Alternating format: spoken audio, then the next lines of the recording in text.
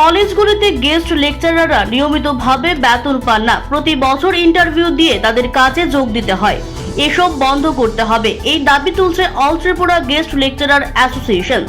বৃহস্পতিবার তাদের তরফে এক প্রতিনিধি দল শিক্ষা ভবনে উচ্চশিক্ষা দপ্তরের অধিকর্তার কাছে ডেপুটেশন দেয়। একই সঙ্গে শিক্ষা ভবনের সামনে বিক্ষোভ দেখায়।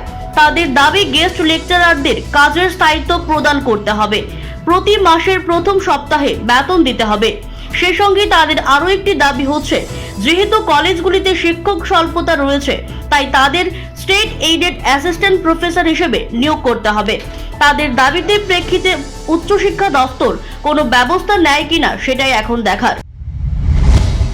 স্যার বললো একটু আগে যে আমাদের যে মানে অনারিয়াম দেওয়া হয় পার ক্লাস 500 প্লাস আমরা এই টাকাটা মাসে মাসে সেটা পাচ্ছি না, সেটা অনেক দিন পর পর মানে খুবই কম ক্লাসের বিনিময়ে আমাদের এই 35,000 40,000 এরকম হচ্ছে, যেটা পার ইয়ার আমরা পাচ্ছি।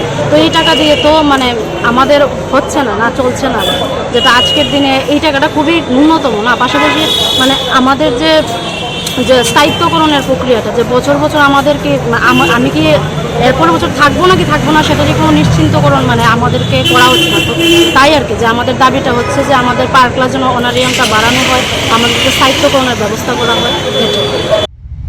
CAD TV, channel for news and entertainment.